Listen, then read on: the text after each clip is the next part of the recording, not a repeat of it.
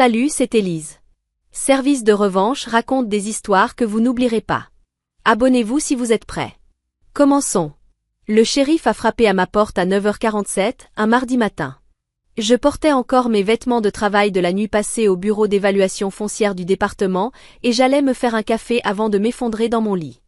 Madame, j'ai un avis d'expulsion. Vous avez 30 jours pour quitter les lieux. Je l'ai regardé fixement. Le shérif Moreau avait des yeux bienveillants, le genre de regard qui a trop vu et qui finit par se plisser en permanence face à la bêtise humaine. Il avait l'air mal à l'aise. Il doit y avoir une erreur, dis-je en prenant les papiers. Mes mains ne tremblaient pas. Elles ne tremblent jamais. 12 ans à être la déception familiale vous apprennent à recevoir les catastrophes avec un visage vide. J'ai examiné les documents.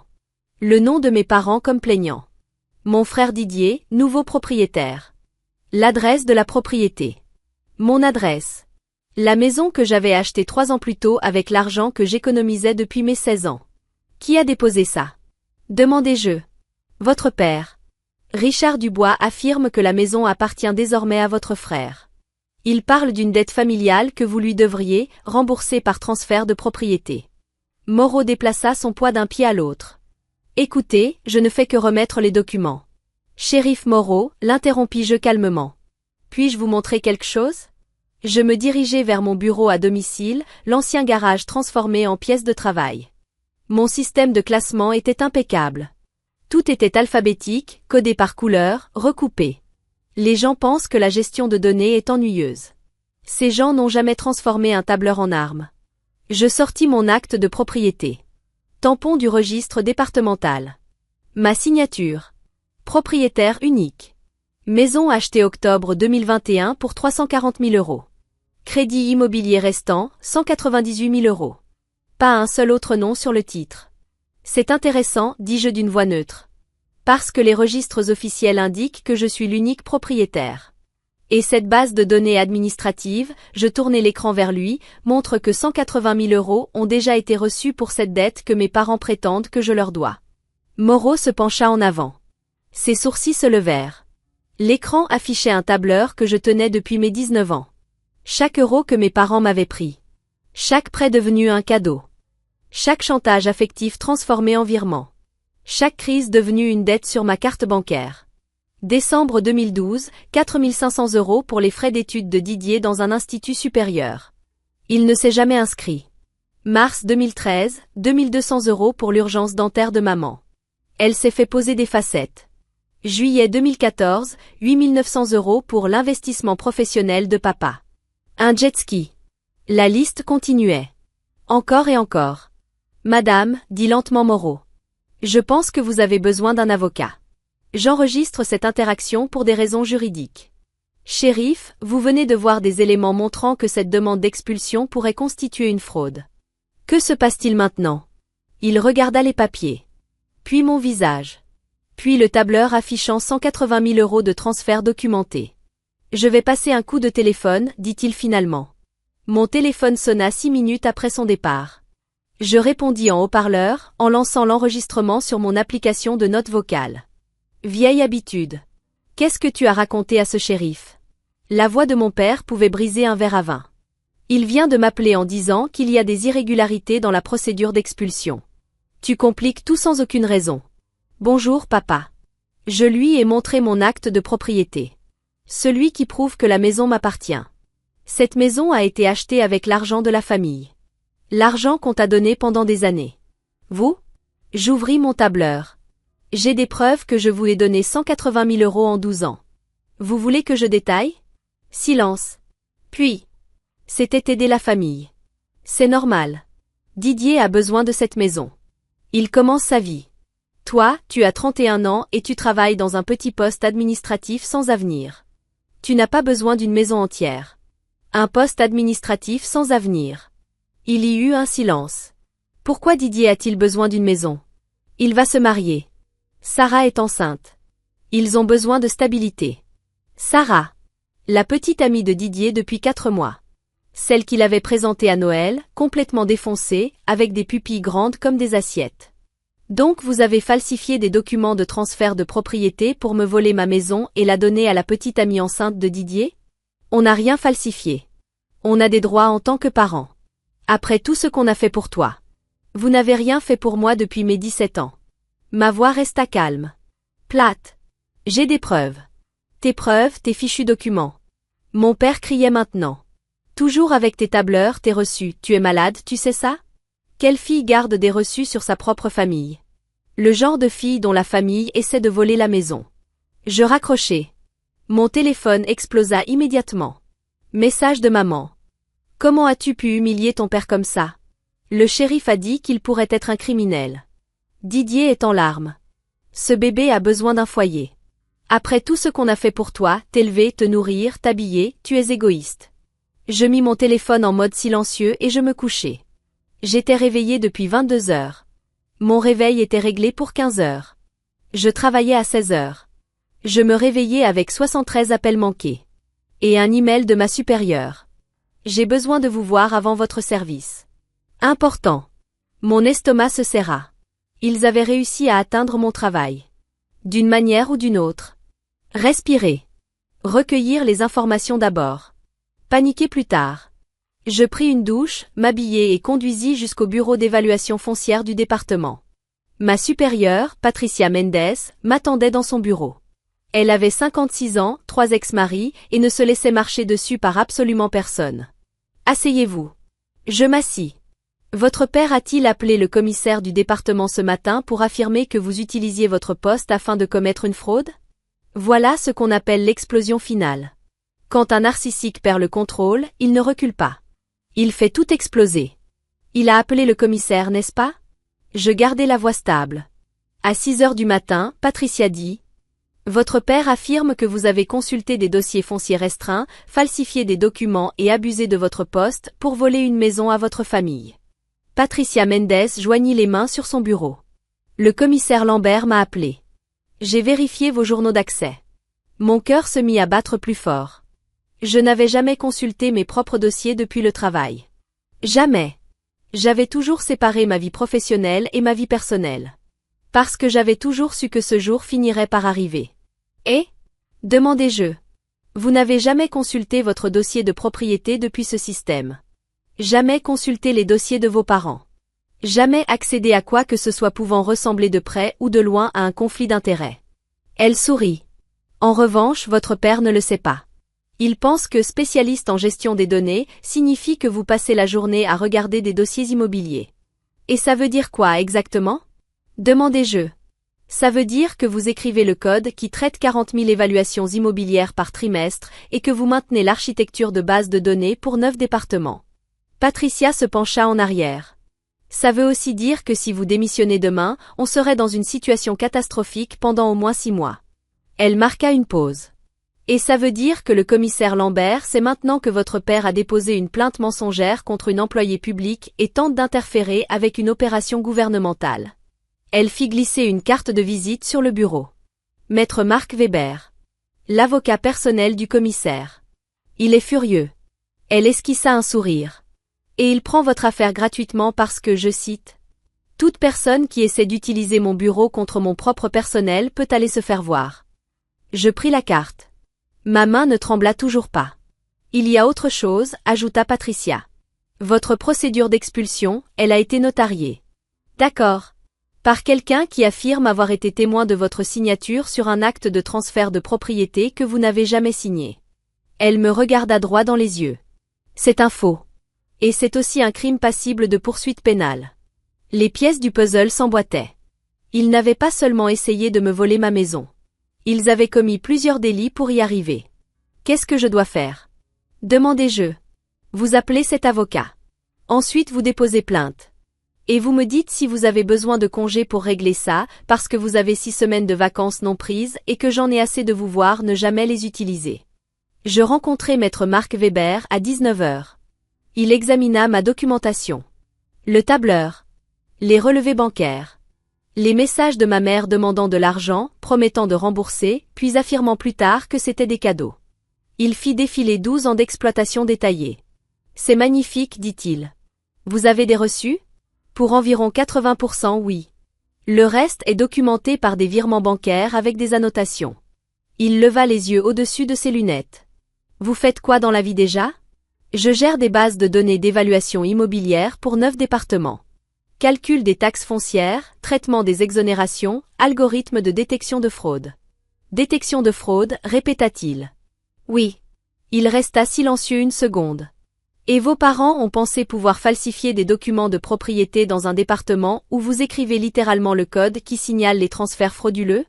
Ils pensent que je suis une simple employée administrative qui classe des dossiers. Je haussai légèrement les épaules. Ils ne m'ont jamais demandé ce que je faisais réellement. Weber éclata de rire. Un vrai rire. Oh, ça va être très amusant. Il se pencha en avant. Voilà ce qui va se passer. Nous allons déposer une plainte pénale pour falsification, fraude et tentative de vol par tromperie. Nous allons aussi engager une action civile pour récupérer les 180 000 € qu'ils vous ont pris. Et nous demanderons une ordonnance d'éloignement. Ils iront en prison? Demandai-je. Probablement pas. Première infraction. Ils auront sans doute une peine avec sursis et devront rembourser. Il sourit légèrement. Mais il y a autre chose.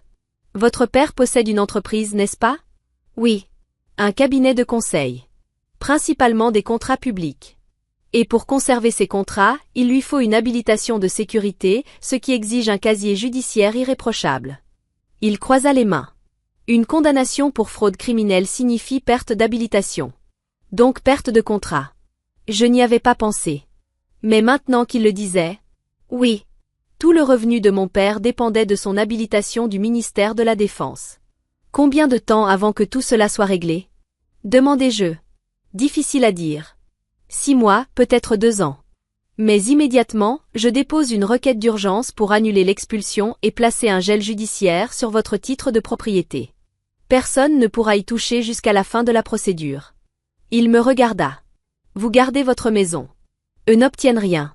Combien je vous dois? Le commissaire Lambert s'en charge. Considérez ça comme un remerciement pour avoir découvert 3 fraudes fiscales immobilières l'an dernier qui ont fait économiser 2,3 millions d'euros au département. C'était vrai. J'avais écrit un algorithme qui repérait les demandes suspectes d'exonération de résidence principale. Plusieurs propriétaires déclaraient plusieurs logements comme résidence principale. Quand commençons-nous? Demandai-je. Je dépose les documents ce soir. Plainte à la police demain matin. Vous êtes libre à 9 heures? J'y serai. Le dépôt de plainte dura 3 heures. La détective Sarah Vanier était méticuleuse. Donc, ils ont falsifié votre signature sur un acte de transfert, falsifié un tampon notarial, déposé une demande d'expulsion frauduleuse et vous ont soutiré de l'argent pendant plus de 10 ans. Elle leva les yeux de ses notes. Autre chose? Ils ont dit à mon employeur que j'utilisais mon poste pour commettre une fraude. Intimidation de témoins. Elle nota l'information. Parfait. On ajoute ça à la liste. Nous devrons les convoquer pour interrogatoire. Elle me regarda attentivement. Êtes-vous en sécurité? Avez-vous besoin de protection? Je ne pense pas qu'il soit violent.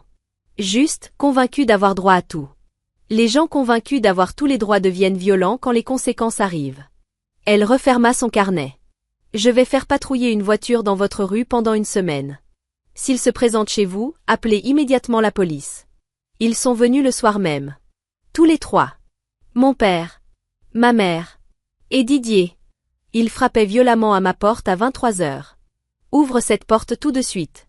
J'appelai la police depuis ma chambre. Ma voix resta calme. Ici Élise Dubois, au 4782 avenue des Chênes. J'ai déposé une plainte pour fraude et falsification contre Richard Dubois, Sophie Dubois et Didier Dubois. Ils sont actuellement tous les 3 devant ma porte, en train de frapper et de proférer des menaces. J'ai besoin d'un agent. Une patrouille est à 2 rues. Restez à l'intérieur. N'engagez aucun contact. J'enregistrai tout avec ma caméra de sécurité. Mon père criait que je détruisais la famille. Ma mère pleurait en disant que je lui brisais le cœur. Didier, lui, restait étrangement silencieux. Il fixait simplement la porte, les yeux vides. La voiture de patrouille arriva 4 minutes plus tard. L'agent Rodriguez s'approcha d'eux. Vous devez quitter cette propriété immédiatement. Mon père se retourna brusquement vers lui. C'est la maison de ma fille. J'ai tous les droits. Monsieur, vous faites actuellement l'objet d'une enquête pour fraude liée à cette propriété. Vous n'avez aucun droit ici. Partez immédiatement ou je vous arrête pour violation de propriété privée. Ma mère se mit à hurler. Pas pleurer. Hurler. comme si quelqu'un venait de mourir. Didier parla enfin. Papa, on s'en va. Allez, on part. Ils finirent par partir. Je ne dormis pas cette nuit-là. Je restai simplement assise dans mon bureau à mettre à jour mon tableur. Nouvelles entrées. Frais juridiques, 0 € pris en charge par le département. Dommages émotionnels, incalculables. Regardez la performance de maman devant l'agent Rodriguez, sans prix. L'audience préliminaire eut lieu 3 semaines plus tard. Maître Weber avait déposé les accusations. Falsification de documents, crime pénal. Vol par tromperie, délit. Dépôt de documents frauduleux, délit. Le notaire, dont ils avaient falsifié le tampon, portait également plainte. Apparemment, l'usurpation d'identité énerve les gens. Je m'assis dans la salle d'audience. Mon père portait un costume qu'il avait acheté avec mon argent en 2019. 1200 €. Réunion importante avec un client. Ma mère affichait son visage de victime. Didier, lui, avait l'air d'avoir été renversé par un camion. La juge, Hélène Yi, avait 68 ans et la réputation de démolir les mensonges sans la moindre pitié. Elle consulta le dossier. Monsieur Dubois. Vous avez déposé une demande d'expulsion en affirmant être propriétaire du bien situé 4782 avenue des Chênes. Possédez-vous cette propriété? Ma fille nous doit de l'argent. Possédez-vous cette propriété? Silence. Oui ou non? Non mais... Avez-vous signé le nom de votre fille sur un acte de transfert de propriété? L'avocat de mon père lui murmura quelque chose. La mâchoire de mon père se crispa. Je pensais que c'était compris que... Oui ou non, monsieur Dubois? Oui. Aviez-vous sa permission? Elle nous doit de l'argent. Répondez à la question. Silence. Puis très bas. Non. La juge regarda les documents. Puis elle me regarda. Mademoiselle Dubois, vous êtes la propriétaire concernée. Je me levai. Oui, votre honneur. Que faites-vous dans la vie? Je suis spécialiste en gestion de données au bureau d'évaluation foncière du département. Je maintiens les bases de données immobilières et les systèmes de détection de fraude. Quelqu'un dans la salle éclata de rire. La bouche de la juge se crispa légèrement. Donc, votre père a tenté de déposer des documents immobiliers frauduleux dans un département où vous gérez littéralement le système qui traite ces documents. Oui, votre honneur. Elle hocha la tête. Remarquable. Elle se tourna vers mon père. Monsieur Dubois, je vous renvoie devant le tribunal pour jugement. La caution est fixée à 50 000 €. Elle ajouta froidement. Vous avez également l'interdiction totale de contacter votre fille. La moindre violation et vous resterez en détention jusqu'au procès. C'est compris? Mon père tenta encore. Votre honneur, c'est une affaire de famille. C'est une fraude, monsieur Dubois. Cela a cessé d'être une affaire de famille au moment où vous avez falsifié des documents juridiques. Elle frappa du marteau. Huissier. Affaire suivante. Mon père paya la caution avec le fonds de retraite de ma mère. 50 000 € qu'elle avait hérité de sa propre mère. L'argent qu'elle avait refusé de me prêter pour mes études en 2011, en disant « Tu dois apprendre le sens des responsabilités ». Le lendemain, je reçus un email de Didier. « On peut parler? Pas à propos de l'affaire. » Je restai 20 minutes à fixer l'écran. Didier. Celui qui n'avait jamais travaillé une semaine complète de sa vie. Celui qui avait fait 2 overdoses et 2 séjours en cure de désintoxication payés avec mon argent. Celui dont toute l'existence avait été financée par mon silence. Je répondis simplement. Non. Sa réponse arriva immédiatement. Je suis désolé. Je sais que ça ne répare rien, mais je suis désolé. Je ne répondis pas. Le procès eut lieu 4 mois plus tard.